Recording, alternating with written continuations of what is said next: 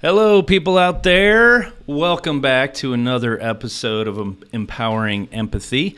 I have Mr. Brian Markham here. I have our good friend, Mr. Rishi Sial, making an appearance on the show today. How are you guys doing? Doing great. Doing good. Excellent. Doing awesome. 12:15. Still waiting for my lunch. That's all right. That's all right. We're all hungry, but we're going to have a lot of fun today. So Yes. Yes. Yes. This is more important. Yes. Food is important too, but why are we here today? This is Empowering Empathy. This is the show where we explore the power of compassion, personal growth, and professional success. And last week we talked about the origins of golden technology, the beginnings of the company. And this week we're going to kind of continue onward on that journey, on that story, kind of the rebirth of the company, if you will. So, Brian, if you want, kind of tee that up for us. How did that come about? Where were you in life? Where were you in your career at that time? And what brought about the rebirth of golden technology? And then we'll give Rishi an opportunity to jump in there too. But how did you guys meet? You know, give us the whole spiel. Yeah, it was on a dating website. Is that where we met? Of course. No. No. I love guys from Compor.com. No? Okay. No. All right. So, well, first of all, last week was definitely kind of almost like a therapy session. Obviously, you hit these low moments in your life and you dig your way out of it. And so I came out of that. I moved to Cincinnati, went to go work for an office out of Mason, Ohio, and that's where we met our boy, Jeff Thomas. Jeff and I worked together for Hi, Jeff. We worked together for about 5 years together, and then I thought I was going to have to move back to Columbus. My mom had just been diagnosed with Parkinson's, and it was like, okay, am I moving back to Columbus, taking care of my mom? What's going on? And that's where I joined a company called Halcyon, and that was the dreaded day. I mean, the most blissful day where I met Mr. Ranpreet Singh Sial. And so, yeah, I started there. I don't know what my title was, sales manager, VP of sales, something like that. But we had an onshore, offshore office. And prior to that, even in the application development space, I was always ones that saw companies that did not do the onshore, offshore model well, either from an application development standpoint or definitely from a recruiting standpoint. And so when I got there, I started having these folks in India, and I had been working with the Indian community for years, and there was this guy on the other side of the pond that would just constantly ask lots and lots of questions. Do you remember the first time we met? I think the first time I talked to you was when you interviewed me for the offshore recruiter job. Yeah. And I'm glad you liked the interview, and you liked me in the interview. And Remember, you hired me. Yeah, I think didn't you say you took that interview from your brother's cell phone shop? Yeah. I took a break from IT staffing and decided we'll continue with supporting my brother's business. He owns a cell phone business back in India. So that's where I was, and I received a call from Brian Markham for a job opportunity, which I could not say no to.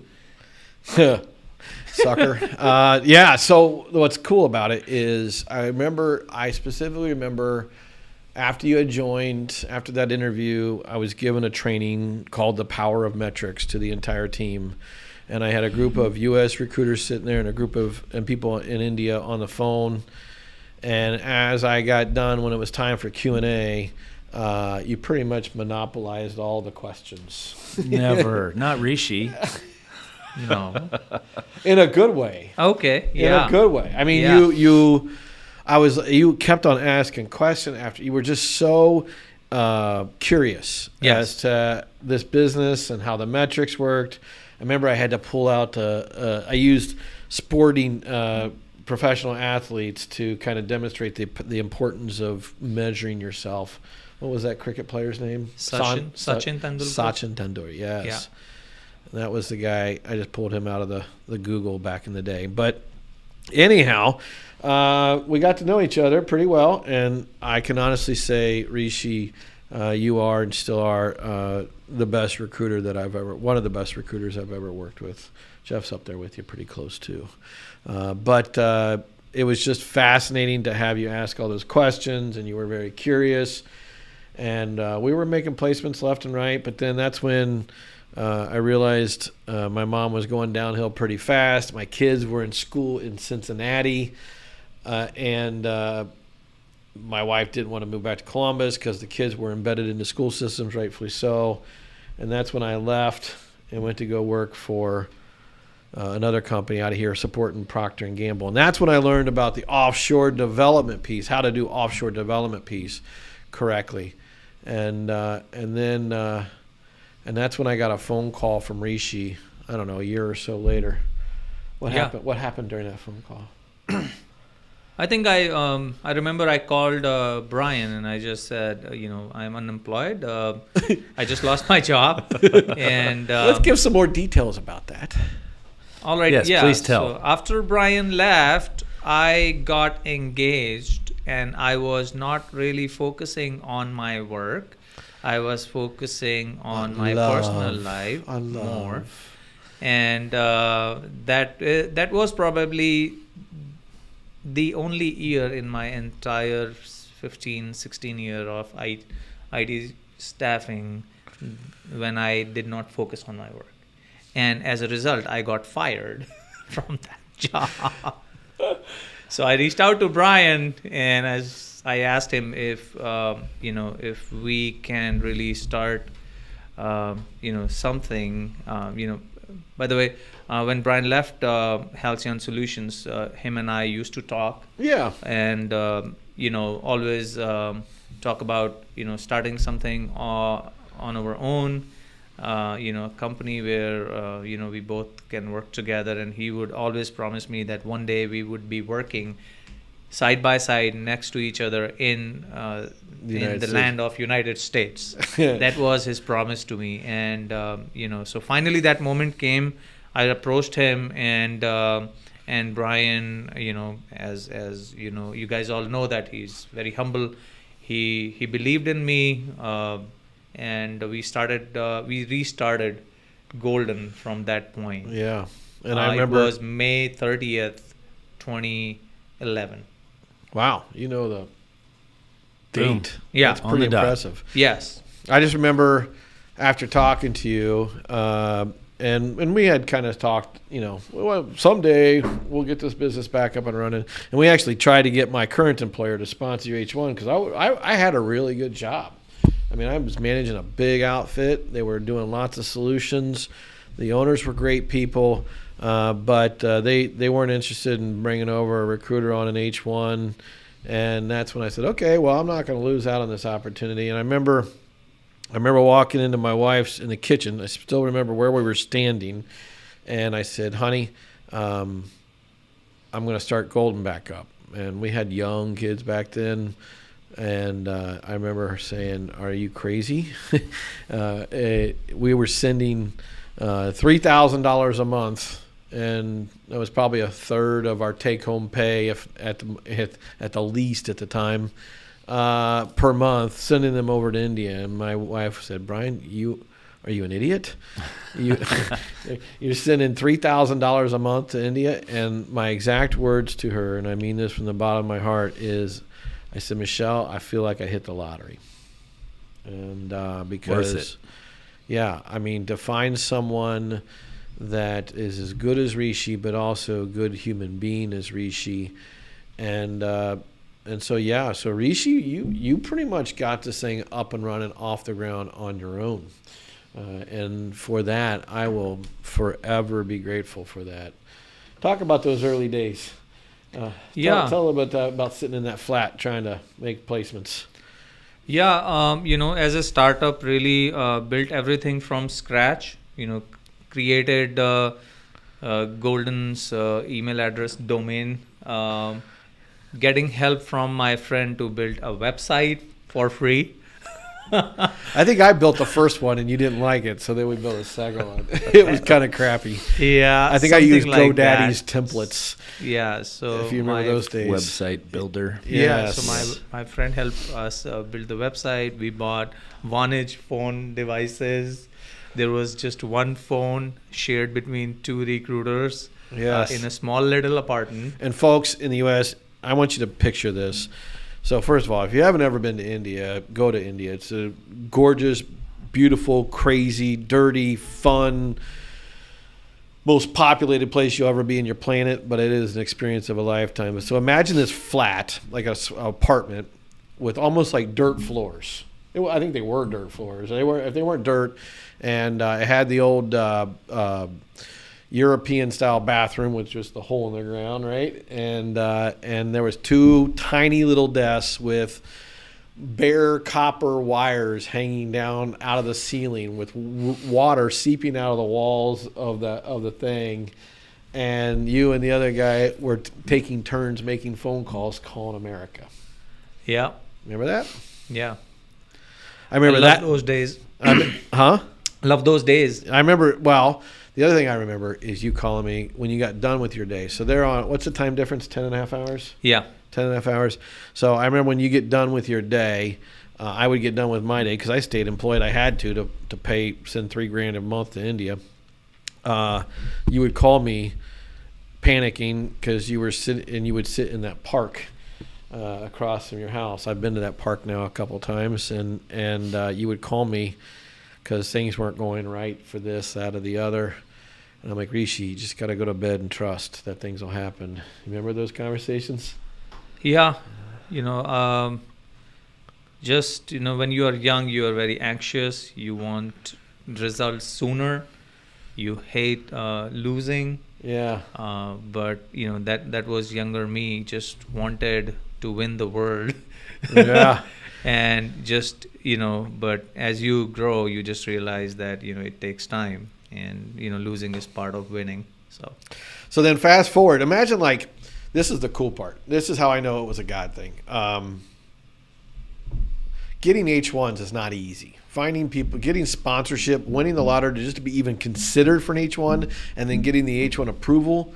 So, candidly speaking, to get someone in our industry approved, Rishi's not a developer, he's not an architect, he's not a senior programmer, doesn't have a master's degree. And so to get the H1 was divine intervention, in my opinion.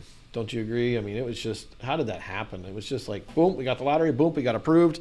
And next thing you know, Rishi's sitting in the basement of my house. yeah. And we're starting Golden Technology up. Yeah. So I operated from offshore for about 3 years. And then in 2015, May, I landed here in US.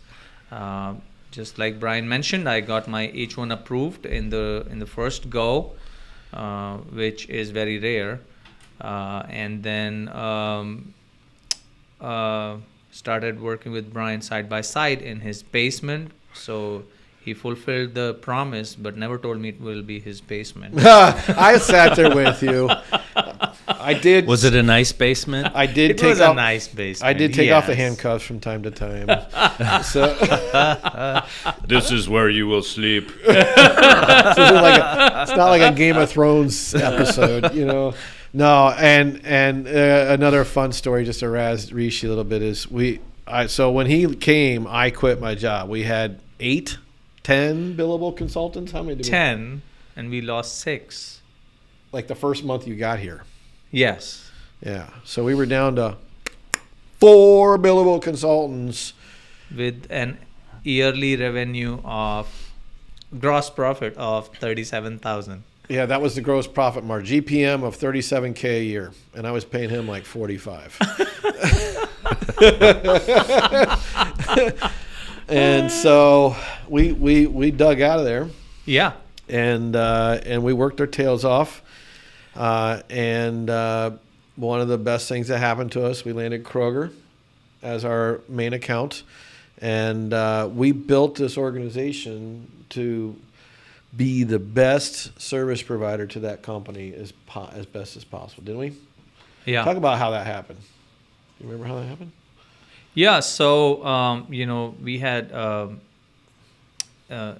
the VP of MSP inside Kroger gave us an opportunity to, fill 4 jobs outside of Kroger, just to test our delivery model that we very proudly sold to him. And we worked that over the weekend, didn't And we? yeah, so By Monday, we had 4 candidates. Yep. So 4 opportunities. We filled all those 4 positions within matter of hours. Yeah. And, and they weren't easy, weren't they? Salesforce.com? They were Microsoft Dynamics Oh, yeah. developers. That's right. Yeah. So With state the of Ohio. Yeah, with the state of Ohio. So we filled those 4 positions over the weekend, and he was so impressed that he gave us a shot at Kroger. And that's where, we started working with Kroger. Yeah. That was the beginning. And so we sat there and we just grinded. We got some other accounts, but Kroger definitely fed us. And I think we fed Kroger very well. We built this organization to be the best possible partner to Kroger. I mean, everything that we've developed from this onshore, offshore model, which we'll talk in a later podcast, how that was built. That was built so we can bring the best quality at the best price to our clients. We have a speed of an offshore delivery model and the quality of an onshore model, and we are about as MSP friendly as you can possibly be. We don't fight or go around systems. And then we moved into the next size office, and now we're sitting here in this 10,000 square foot building. We have 110 billable consultants, 35 people working in India or so, 35, 20 people working in the U.S. corporate offices with offices in Raleigh, St. Louis, Cincinnati, Des Moines, and we're going to probably come close to crossing over the $20 million mark this year. Yep. That is freaking awesome. And it has to do a lot with this guy right here. If people ask me about my loyalty, that my loyalty is to him because that's what he got me, and a lot of other great people. Jeff's been along the way, and Tim back tech in the day brought us there. So we had a lot of help from a lot of people to get there, and we learned from our mistakes. So that is Golden Technology 2.0. You got anything else to call or commentate on that? I would just say that blessed, to work for this company. Really, I really feel like God only gives so many opportunities to only few people in the lifetime, and I was one of them, chosen by God, and I chose you, not God. Thank you. I'm not God. I God promise chose you. me through you. Yes, there you go. He works through he works through imperfect people. Yes. I think great opportunity to work for Golden, and even for our employees in offshore. I am kind of a live example for if you're really focused on work, you're dedicated, really want to or willing to be successful in life. This is a great platform that Brian has built. Sky's the limit. And what's cool is watching you pay it back by pouring your life into those folks in the Compor office. I mean, spending hours and hours on one-on-ones. I listen to you talk to these folks like a big brother. Granted, most of the time it's in Hindi, so I don't understand it. But when you are speaking English, you're not talking shop. You're pouring into these people, and that makes me very happy. And that's where our empower and empathy is about paying it forward and paying it backwards. So there you go, folks. There you go, Michael. There is Golden 2.0. The rebirth. So I have a follow-up question for both of you, really. If you look back to those early days, operating out of Brian's basement, going from 10 down to 4, and where we are today at 100 plus. If you had to zero in on maybe one or two things that kind of propelled us to the point where we are now, what would that be? Wow, great question. You want to answer first? I would say that if your intentions are right, God will make way for you to be successful. Things just happen.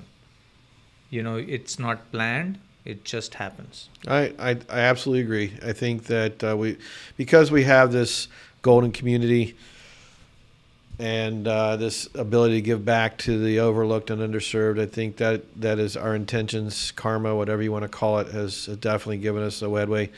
I would say tactically, if I were talking pure business wise, obviously winning the Kroger account and just becoming Kroger's like whipping boys was a big element there for sure. The next piece is honestly bringing in operations. Tim very candidly brought in a level of sophistication to our organization, structure, accountability, finance, and then COVID. This is going to sound weird. I think COVID was one of the worst things that happened to this world from a mental health standpoint and from a division standpoint. But from a business standpoint, at that time, we were able to circle back and circle the troops. I remember the first 6 months of COVID, we just poured into our people. We poured into our people. And the blessing that we got from our PPP money, we were able to go hire a VP of salespeople. We were able to build out a bigger office in India, and we were able to eventually hire a CEO to run the business. So it does take some infusion of capital to make things happen, and that infusion definitely helped. And bringing the right people into our organization. I look at our leadership team. I look at our sales team and definitely our recruiting team. I pinch myself on the people and there's a good marketing guy that we have too. He's pretty good. Yeah, which one's your better side? This side? This side. So yeah, we have a good director of all things marketing and IT, and so it's just been a fun ride, and we are just now putting the foot even heavier on the accelerator, and we're going to $100 million. Onward and upward. There you go. Awesome. So just a couple of takeaways real quick. One is, have a bigger why than just making money. Have a bigger why as to why you're doing this. You are trying to better the lives of others. Be selfless. Like really just like if you help other people fulfill their dreams, your dreams will also be fulfilled. And that's how I believe this organization has grown and developed. Those are the takeaways from this podcast, if you will. Awesome. I think that's a good place to segue and wrap it up for the day. But I want to thank you both for coming on the show today and sharing. And, maybe some of those other sub pieces we'll talk about in future episodes, maybe a little bit more about our delivery engine or a little bit more about Golden Community. I'm sure all those are topics that we will explore in the days ahead. So thank you all for joining us. Don't forget to subscribe and stay tuned to the channel so that you are informed of future episodes. But this has been Empowering Empathy, and we are getting out of here, and we'll see you next time.